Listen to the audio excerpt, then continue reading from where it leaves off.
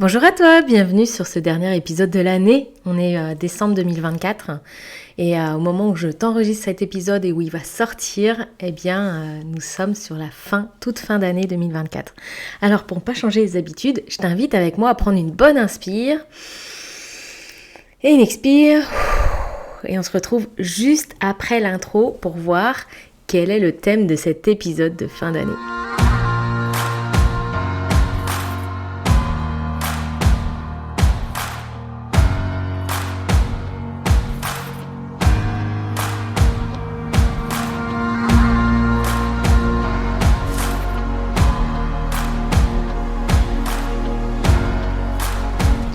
Je suis Solène, une entrepreneure animée par l'extraordinaire dans l'ordinaire. J'accompagne les personnes qui le souhaitent à reconnecter le vivant qu'il y a en chacun de nous via le mouvement. Par ce podcast, je te propose une bouffée d'air, un petit temps rien que pour toi, où je te partage toutes mes inspirations qui m'ont permis d'avancer sur mon chemin et qui pourraient, pourquoi pas, soutenir le tien. Alors si cela t'inspire, je t'invite à partager ce podcast autour de toi et à lui donner une jolie note pour le soutenir. Yes, j'avais envie pour cet épisode de prendre du temps pour vous partager un petit peu toute cette année 2024. Et le but du jeu, c'est pas forcément de vous raconter ma vie par rapport à ça, c'est aussi de vous inviter à vous poser pour faire le bilan de votre année. Et c'est pas le fait de faire un bilan comptable par rapport à l'entreprise, c'est vraiment un bilan au niveau santé, au niveau relations, au niveau business, au niveau sportif, au niveau loisirs, etc. Vraiment quelque chose d'hyper large. Et je sais pas si c'est quelque chose que vous faites déjà ou si c'est quelque chose que vous avez jamais pris le temps de faire, vous avez juste, quand vous pensez bilan 2024, vous pensez juste à un bilan d'entreprise. C'est aussi hyper intéressant de faire le bilan de notre entreprise, mais je trouve que moi, ça fait 2 ans que je le fais vraiment, que je prends le temps de le faire dans les détails, c'est-à-dire que je prends le temps de revenir voir mon agenda et ce qui s'est passé au mois de janvier, mois de février, mars, avril, etc.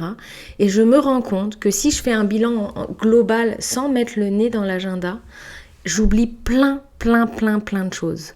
Et notamment, ce que j'oublie le plus, ce sont les célébrations, ce sont les petites victoires, ce sont les petits pas en avant, ce sont les petites choses qui comme ça, quand tu les regardes de loin, qui sont pas hyper importantes, mais alors qui m'ont fait des bonds en avant impressionnants. Et donc du coup, c'est pour ça que je vais te partager 2-3 petites choses, mais en même temps, prends-le pour toi aussi, dans le sens où comment ça résonne pour toi.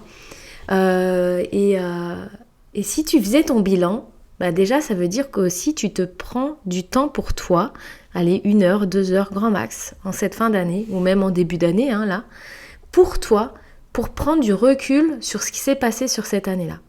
Et pourquoi ça, c'est méga important selon moi?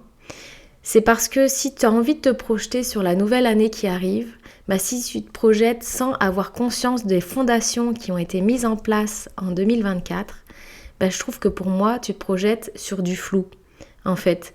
Tu te projettes sans avoir vraiment confiance peut-être aussi, mais conscience de toutes les expériences que tu as acquises l'année précédente, de tout ce qui t'a fait aussi bien galérer et ce que tu n'as plus envie de revivre de cette manière-là. Et pour en avoir conscience, c'est aussi de se représenter devant et de dire comment j'ai envie de vivre quand ça se passe ce genre de choses et de prendre vraiment ce temps-là. Et en s'accordant ce temps-là, déjà, tu t'accordes du temps pour toi. Ça, c'est chouette. Et puis ensuite, tu t'accordes aussi du temps sur tes non négociables, tes priorités. Et ça, je trouve que c'est hyper important. Et si on ne se pose pas du tout et qu'on est tout le temps dans la course du quotidien ou de l'entreprise, etc., et qu'on ne se pose pas pour faire ça, à un moment donné, il va manquer de temps sur certaines choses et la priorité va peut-être pas être là où on en a vraiment besoin à ce moment-là. Ça reste que mon avis, je te partage juste ma réalité, ma vérité du moment et puis ça se trouve que demain elle sera différente.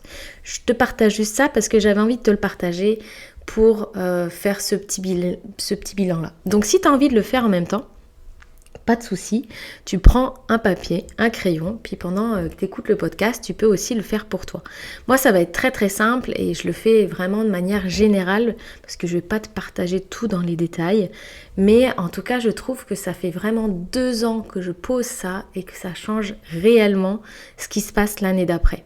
Et ça met de la conscience sur toutes les expériences acquises, sur tout ce qui reste à renforcer, sur tout ce que tu ne veux plus, d'accord? Si tu ne te poses pas pour prendre conscience que ça ou ça ou ça ou telle relation, etc., tu ne la veux plus, tu ne veux plus nourrir ça, et ben t'en prends pas conscience et dans ce cas-là, après, ça continue et ça prend des proportions hyper grandes face à une petite situation basique sur laquelle tu t'es pas positionné dès le départ. Donc voilà, donc j'avais envie de te partager tout ça et puis aussi par la suite te partager finalement qu'est-ce qu'on a envie de poser en 2025, qu'est-ce qu'on souhaite en 2025 parce que là on est dans le vif du sujet quoi, on y est dedans. Si tu écoutes ce podcast, admettons le 2 janvier, on est en 2025. Donc voilà.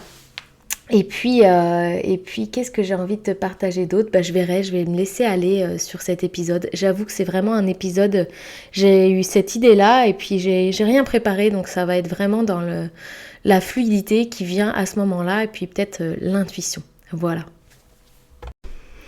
Alors pour retourner voir un petit peu cette année-là, faire un feedback jusqu'à janvier 2024, puis sur toute la suite de cette année jusqu'à aujourd'hui.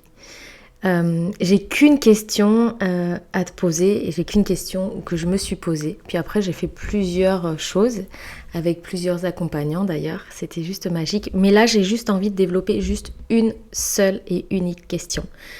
Quelles ont été les richesses de 2024 ? Quand je te pose la question, qu'est-ce qui te vient ? Laisse ton crayon aller sur le papier et juste de prendre cette conscience-là, quelles ont été les richesses de 2024. On se rappelle énormément des challenges, des défis, des difficultés, des problèmes, des drames, des choses qui ont été vraiment présentes lorsqu'on fait un feedback sur l'année écoulée.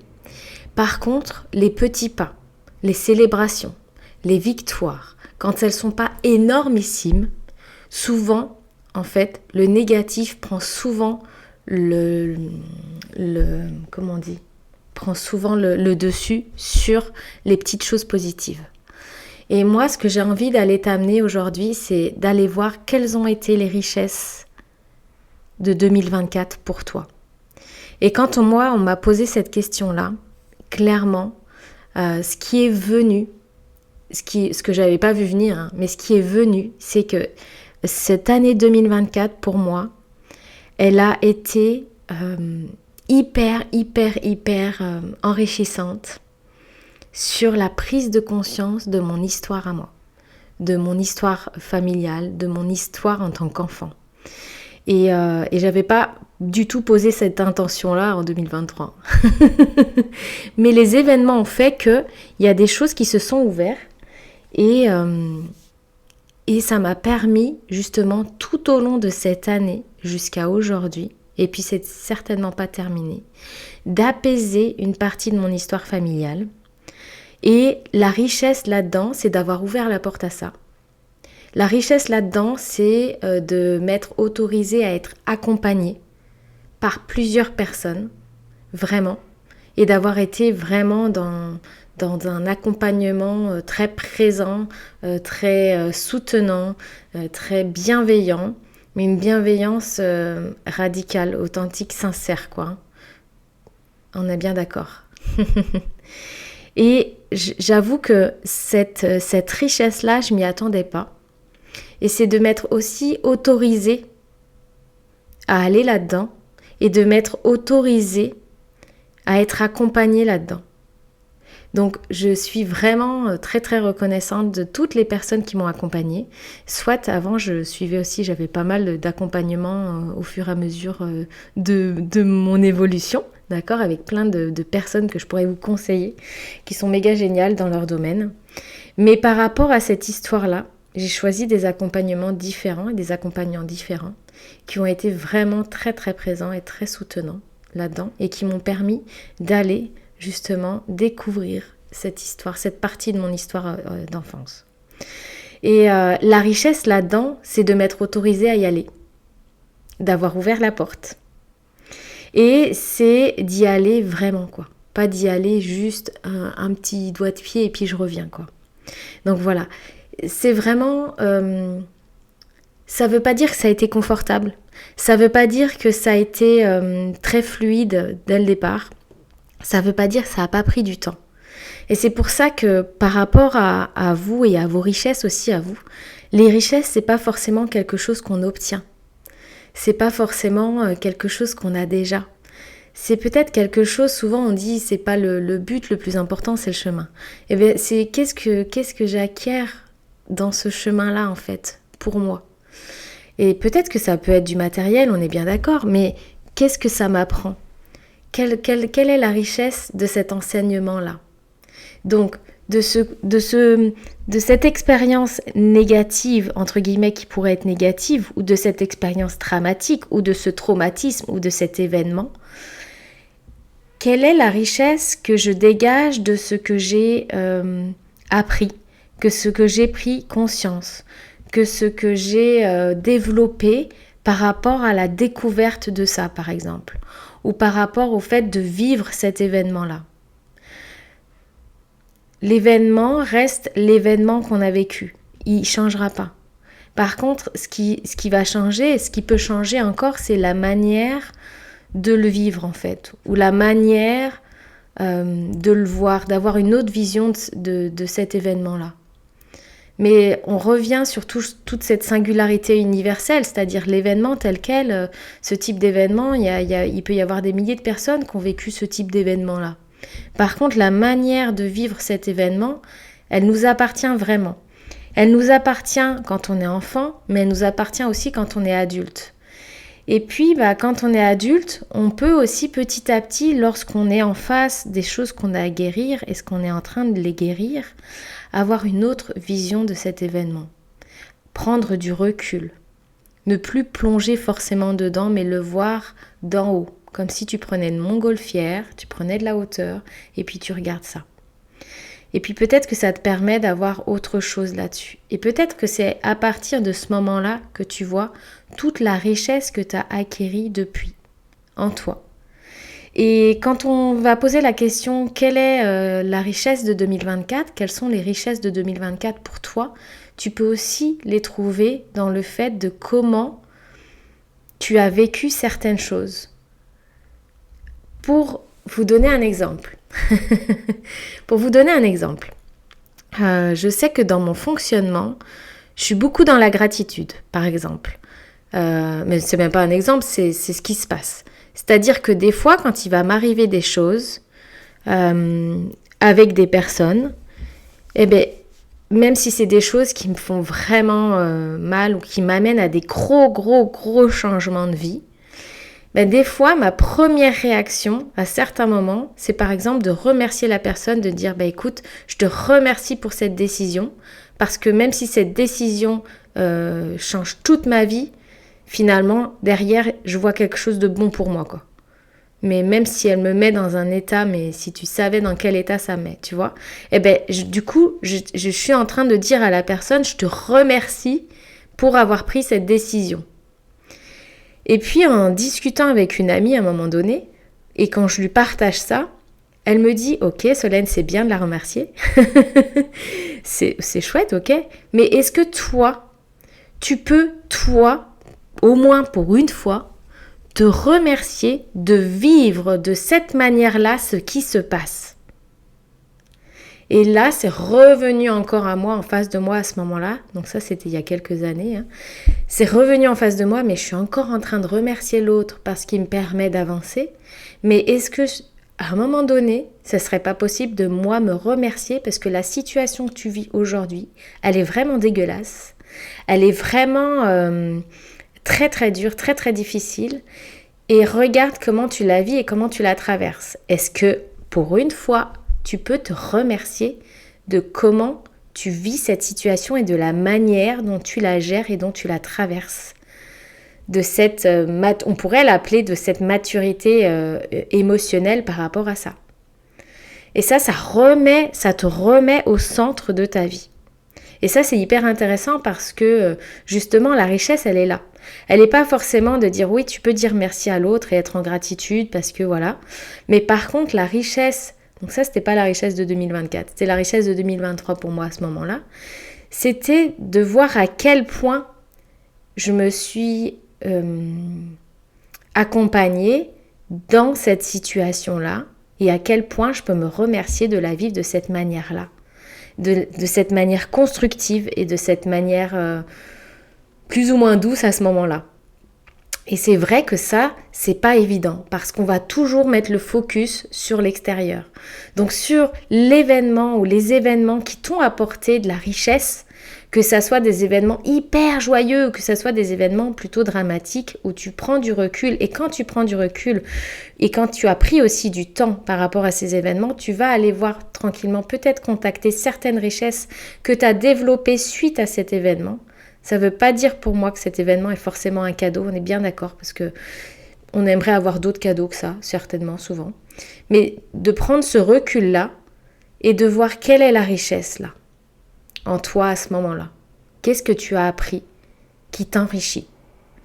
Et ça, tu peux vraiment aller le voir dans tous les domaines de ta vie, que ça soit au niveau de la santé, au niveau de ton corps. Cette année, j'ai énormément appris à m'apporter de la douceur. Je savais très bien, je sais très bien, il me semble, c'est ce qui revient, apporter de la douceur à l'autre. Dans les accompagnements, dans les relations, apporter cette douceur-là. M'apporter de la douceur, c'est-à-dire aller me faire des massages, des soins, etc. sans problème, facile. Voilà, ce que je ne faisais pas il y a quelques années. Donc ça, c'était bon. Par contre, cette année, j'ai pris conscience à quel point je ne savais pas m'apporter de la douceur à moi-même dans mes processus de guérison et de libération. Et à quel point j'étais violente et abrupte et dure envers moi-même dans le discours et dans les mots que je pouvais avoir envers moi et mon physique, par exemple. Et bien cette année, la richesse, c'est vraiment d'avoir appris petit à petit et de m'être apporté cette douceur à l'intérieur de moi. Et c'est pas chose aisée, en tout cas pour moi, c'était pas chose aisée. Et c'est encore quelque chose qui est en cours d'apprentissage. Mais ça, c'est une des richesses que j'ai contacté en 2024. Contacter ma douceur intérieure, mais pour moi. Parce que pour les autres, il n'y avait aucun problème en fait. Mais pour moi, de l'extérieur, c'était ok. Mais pour moi, pour mon intérieur, concernant mon discours intérieur, concernant ma façon de me traiter avec mes mots à l'intérieur de moi et concernant ma manière d'accueillir les guérisons. Ça peut aussi se faire en douceur. On peut très bien aller travailler en profondeur tout en étant douce et doux envers soi-même. Et ça m'a demandé de déprogrammer une croyance que j'avais sur la douceur et de reprogrammer quelque chose de beaucoup plus juste envers moi. Donc ça, c'est hyper intéressant. Mais en tout cas, ça, par exemple, ça a été une de mes richesses. On peut aussi aller voir donc au niveau de la santé, ce qu'on disait, donc ça peut être le corps, ça peut être notre alimentation, ça peut être, voilà, quelle est la richesse de tout ça? Est-ce que j'ai appris des choses par rapport à ça? Ça peut être en lien avec nos relations. Clairement, les relations. Donc c'est pareil, la relation à l'autre, mais la relation à soi. Donc quelles ont été les richesses de 2024 dans ce côté relationnel? Quelles ont été les richesses 2024 dans ton business, dans ton entreprise ou dans ton salariat, si tu es salarié? Qu'est-ce que tu as appris? Qu'est-ce qui t'a fait grandir? Qu'est-ce qui t'a fait vibrer? Qu'est-ce que tu gardes? Qu'est-ce que tu lâches? Vraiment tout ça. Ces richesses-là, elles sont importantes parce que surtout quand on est dans notre entreprise, ça nous permet de poser vraiment les bases et les fondements pour 2025. Ça, c'est hyper intéressant pour l'année d'après, quoi. Ensuite, dans tes loisirs aussi. Dans les loisirs, en tout cas le personnel, qu'est-ce qui te fait du bien pour toi? Qu'est-ce que tu... Voilà, comment tu mets en place? Qu'est-ce que tu as appris? Quelles sont les richesses de ce que tu as appris? Que ça soit familial aussi. Que ça soit, qu'est-ce qu'il y a d'autre, sportif, si tu as envie de mettre le sport, que ça soit dans tes finances, que ça soit dans ton couple, que ça soit dans tout ça. En fait, tu peux vraiment tout balayer tout balayer et d'aller voir quelles ont été ces richesses-là. Je pense que moi, 2024 a marqué vraiment un grand tournant. Et il y a une phrase aussi qui me revient, c'est aujourd'hui là, c'est la première et la dernière fois que tu vis cette journée-là. Tu vois, aujourd'hui, donc je sais pas à quel jour tu écoutes ce podcast, mais aujourd'hui là on est, admettons, le 31 décembre. Le 31 décembre 2024, c'est la première fois que tu vis ce 31 décembre 2024. Et c'est la dernière fois aussi que tu vis ce 31 décembre 2024.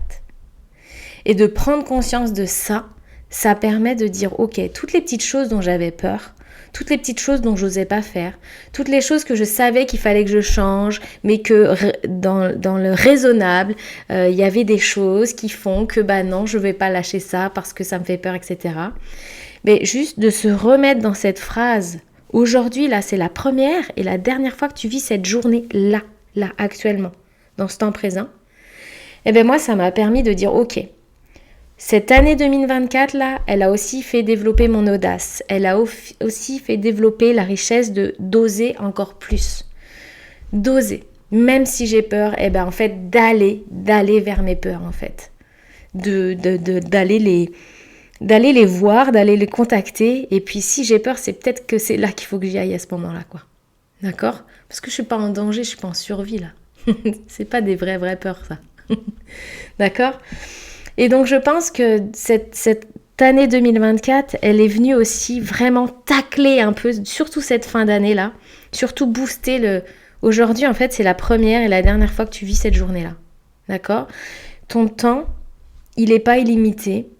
La conscience de ta vie, elle est là. Tu sais que tu as des projets, tu sais que tu as des missions à poser. En fait, c'est le moment. Ça sert à rien d'attendre sur ton canapé, ça va pas se mettre en place tout de suite. Tout seul, pardon.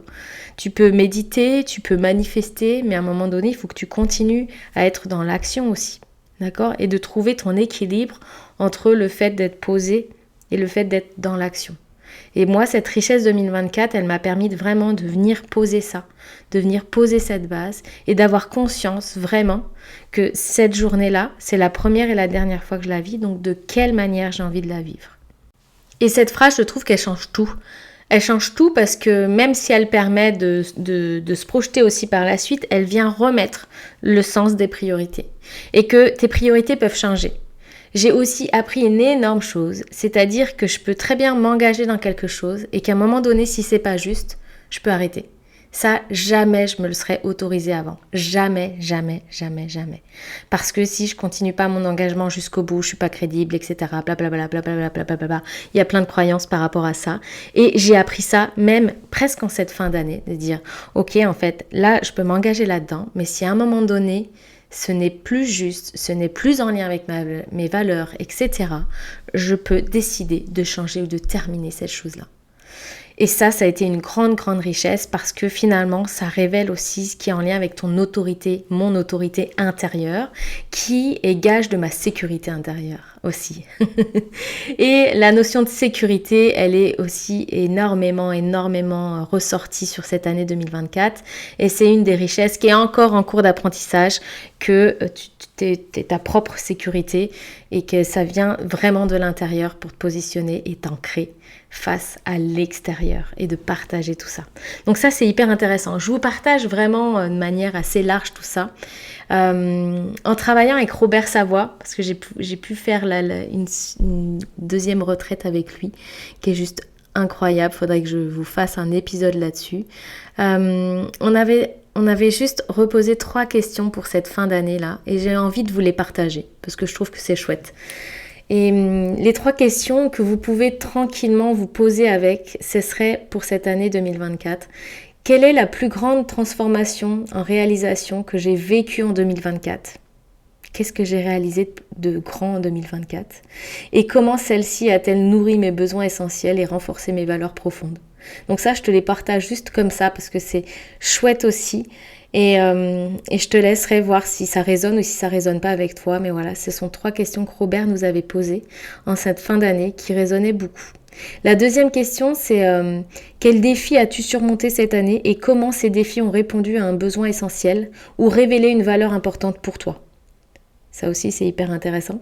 Je te laisse méditer là-dessus. Et la troisième question, c'est quelle action ou choix que tu as fait en 2024 qui reflète ton engagement envers toi-même, mais aussi les besoins et les valeurs qui te tiennent le plus à cœur. Et ça me rappelle à la petite phrase que je t'ai dit avant ces 3 questions. C'est en fait cette prise de conscience que même si je me suis engagée à quelque chose, en fait, si à un moment donné c'est plus juste envers moi ou si c'est plus ok, je peux me désengager facilement. Et en fait, ce que j'ai compris et la priorité est que le seul et unique engagement que tu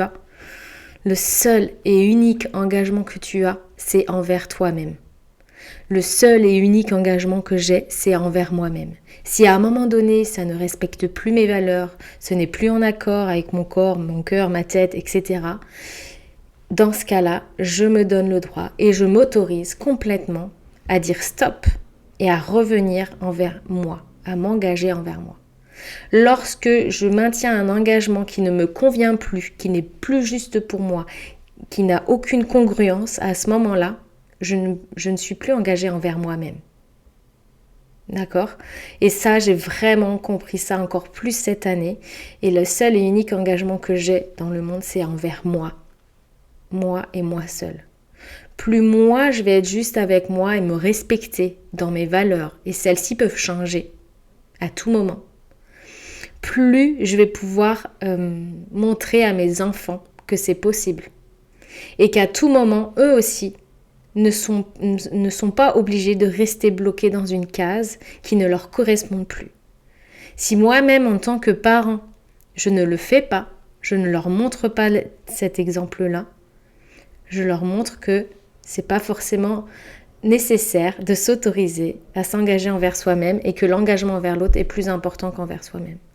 Si je m'engage envers moi-même, je vais beaucoup plus être disponible pour l'autre lorsque je vais donner à l'autre.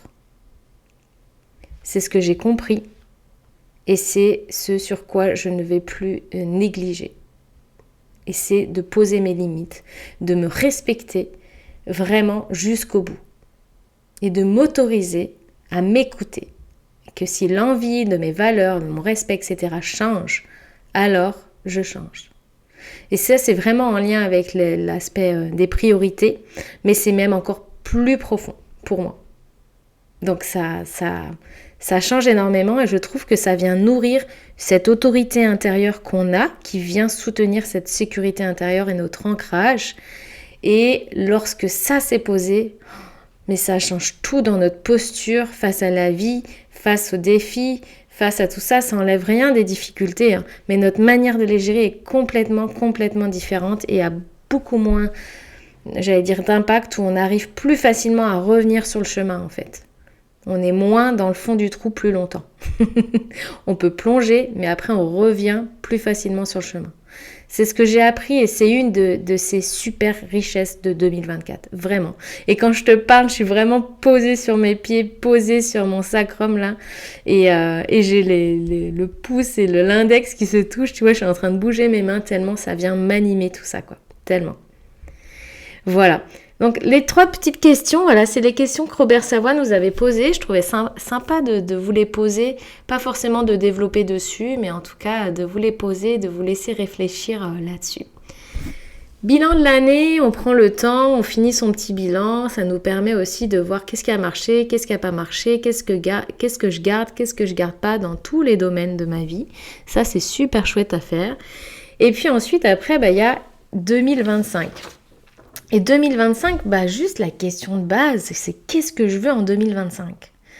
Je te pose pour toi la question, qu'est-ce que tu veux en 2025 ? Qu'est-ce qui vient pour toi ? Et ce que je kiffe là, ce qui est venu quand on m'a posé cette question, les 3 mots, allez, on va dire, c'est moi je veux savourer cette année, quoi. Je veux la savourer, quoi. Et pourquoi je te partage ça? Parce que je devrais pas forcément partager ça, c'est quelque chose de personnel en fait. Mais parce que je l'ai dit à 2-3 personnes et ça leur a tellement parlé.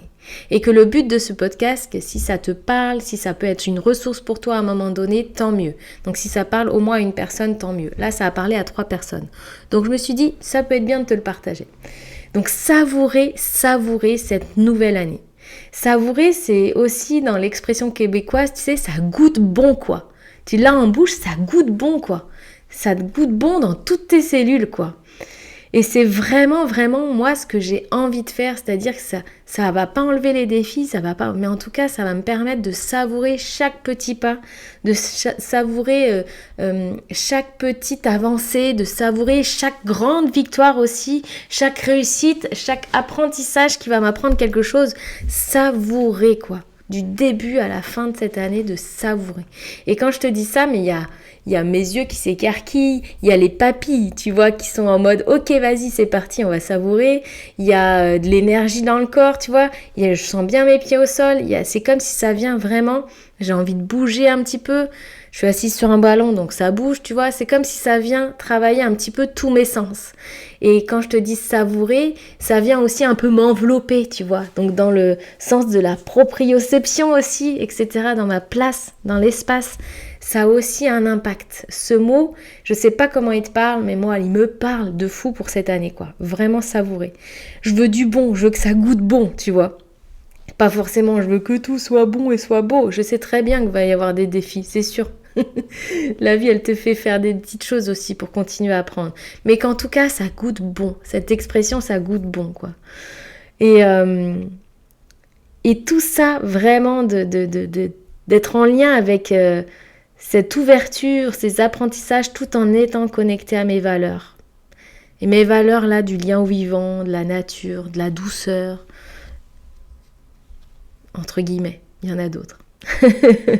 Donc il y a vraiment tout ça. Comment toi, qu'est-ce que tu veux en 2025? C'est cette question-là. Qu'est-ce que tu veux en 2025? Et puis si c'est vraiment trop large, vois par domaine.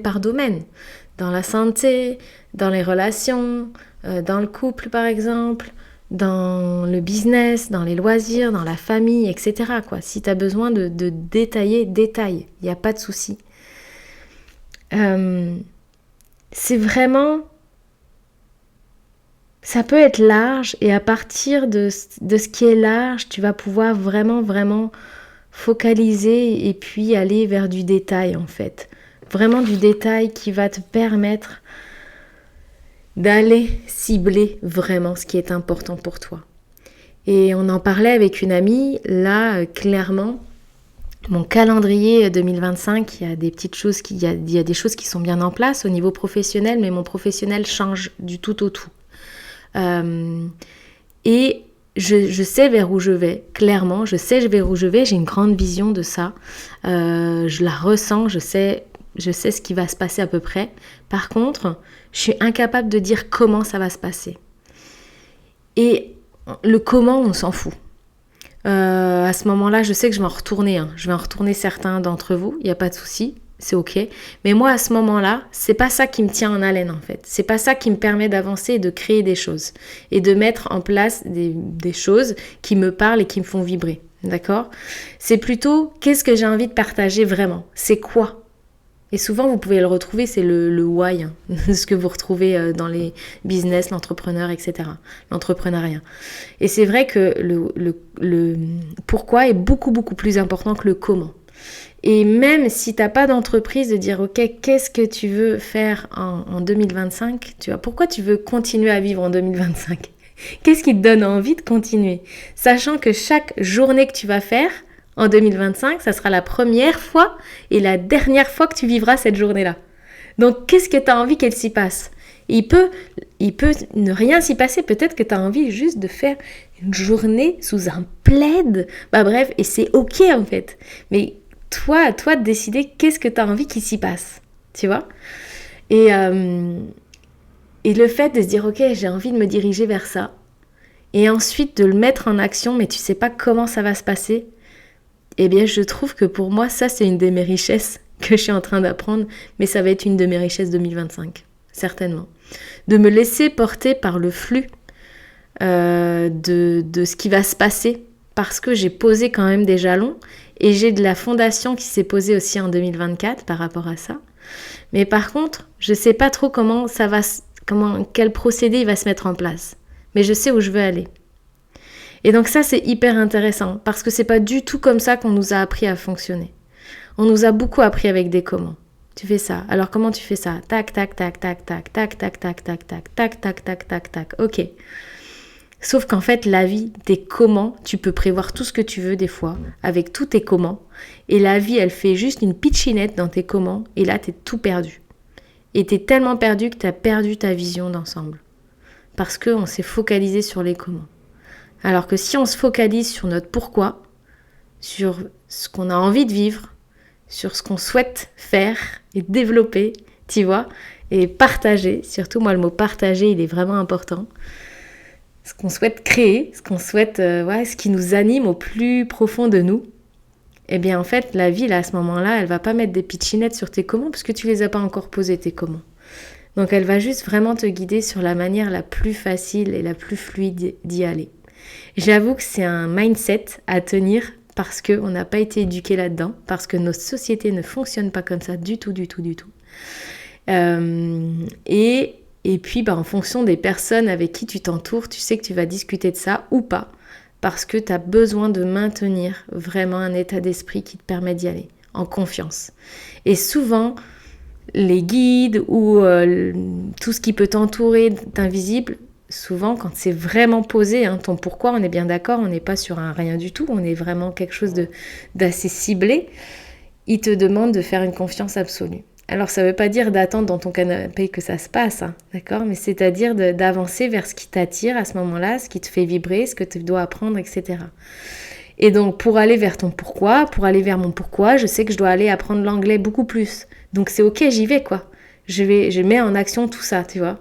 Pour aller vers mon pourquoi, je sais que j'ai envie de faire des tournées qui regroupent des rencontres inspirantes, etc., des conférences, etc. Je vais aller, qu'est-ce qui va me faire apprendre à faire ça? D'accord? Et donc, du coup, c'est ça, mon comment, il se met petit à petit en place, en fait. Il se met petit à petit en place, mais à partir de mon pourquoi. Et ça, je trouve que c'est vraiment une valeur qui est très très importante, en tout cas pour moi. Et puis quand on fonctionne comme ça, même dans notre vie, en fait, en général, dans tous les domaines de notre vie, ça change. Pourquoi tu veux perdre du poids? C'est pas comment tu veux perdre du poids, c'est qu'est-ce que ça va t'amener de perdre du poids, par exemple, dans la santé. Et puis en fait, de trouver ce pourquoi, ça va garder cette motivation, par exemple, que de juste comment il faut que je fasse. Mais ok, les comment, t'en as 10 000 des comment en fait. T'en auras toujours 10 000. Mais pourquoi? C'est quoi ton pourquoi? T'en as qu'un. Il t'est singulier, il t'est unique. C'est ton pourquoi à toi. Et plus tu t'appropries ça, plus derrière les comment, ils vont te correspondre pour toi. Et je trouve que ça, c'est intéressant. Voilà, c'est un petit partage comme ça, voilà. Mais voilà, qu'est-ce que tu veux en 2025 ? Moi je sais que j'ai écrit pas mal de choses, mais en tout cas, tout ce qui résume ça, 2025, c'est vraiment... J'ai envie de savourer, j'ai envie que ça goûte bon cette année. Donc je sais pas si c'est quelque chose qui résonne avec toi, mais en tout cas, n'hésite pas à le partager si ça résonne, parce que plus tu le partages, plus tu le diffuses, et plus toi tu le ressens encore plus, ce goût bon là, cette saveur là.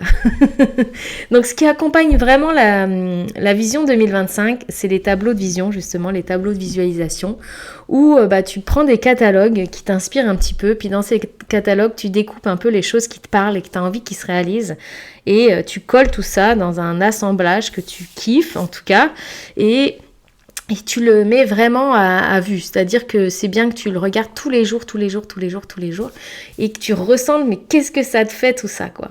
Et ça, c'est hyper intéressant. J'en ai déjà parlé des vision boards, des tableaux de visualisation, c'est ça. Et on en a fait un pour notre voyage au Canada avec mon fils cet été. Pour vous dire, on a pris des images de Canada, mais sans forcément faire attention d'où elles étaient exactement. Nous, c'était pour aller voir les paysages, etc. Et quand on est revenu du Canada, on a revu notre tableau de visualisation et sur notre tableau de visualisation, il y avait au moins 3 images où on a été sur le site même. Mais on ne savait même pas que c'était ce site-là quand on l'a collé. Et là, on se dit, regarde cette cascade, c'est là, c'est le canyon, Sainte-Anne, tout ça, etc. Et en fait, on a été là. Et c'est là que tu dis, mais c'est un truc de dingue. Ça marche en fait. Ça marche parce que tu te connectes à ça et puis c'est pas juste le regarder, mais quand tu le regardes, tu ressens. Qu'est-ce qui va se passer? Comment tu te sens une fois que c'est déjà réalisé? Et tu contactes tout de suite ça. Donc ça, c'est pas... ça. Je trouve que c'est quelque chose qui alimente aussi cette vision qu'on peut avoir ou ce qu'on a envie qui se passe pour 2025. Voilà. Une dernière petite chose avant qu'on clôture cet épisode.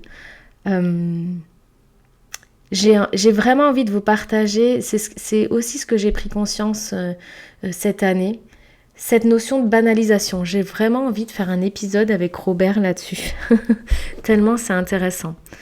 Ne banalisez pas votre vécu, ne banalisez pas vos expériences, ne banalisez pas tout ce qui est là juste pour vous, même si c'est à hauteur d'un grain de sable, c'est important. Donnez-vous de l'importance. Donnez-vous de l'importance. Vous êtes la personne la plus importante de votre vie, ça c'est sûr, d'accord ?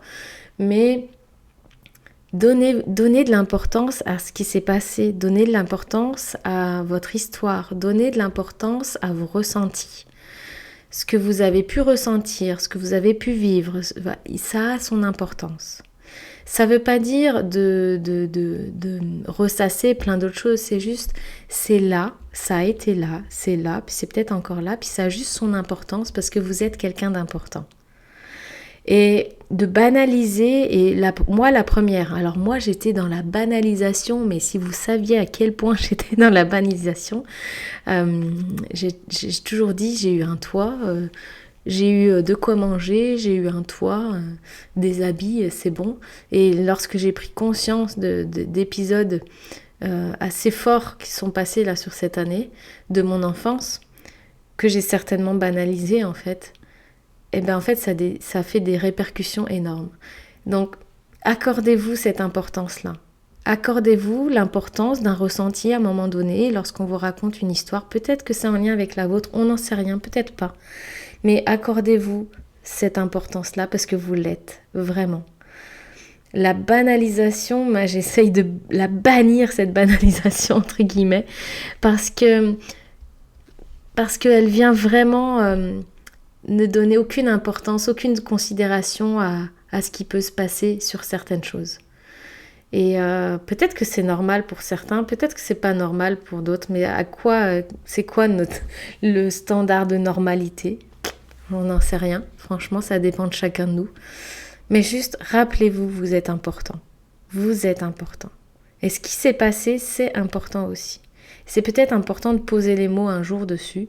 C'est peut-être important de poser aussi tout ça, mais que vos richesses sont importantes. Vos échecs et vos apprentissages sont importants. Ce qui a découlé de ça, les ressentis sont importants. D'accord ? Et vous êtes important. J'ai envie de finir vraiment sur ce podcast. Vous êtes important, vous êtes importante. Et cette année 2024 a eu son importance. L'année 2025, vous allez être autant important que n'importe qui d'autre. Il n'y a même pas de comparaison à faire. Vous êtes unique et important et importante. Voilà. Je vous laisse. Je vous souhaite une très très très belle fin d'année et une belle nouvelle année. Et puis, juste, quelles ont été vos richesses et qu'est-ce que vous avez envie de faire pour 2025 ? Qu'est-ce que vous avez envie de 2025 ? Et on se retrouve l'année prochaine avec des interviews et puis des épisodes solo et puis des conférences et puis des tournées inspirantes. Voilà, il y a tout un panel de choses qui s'ouvrent et je trouve ça vraiment méga, méga, méga génial. À très bientôt. Prenez soin de vous. Vous êtes important et importante.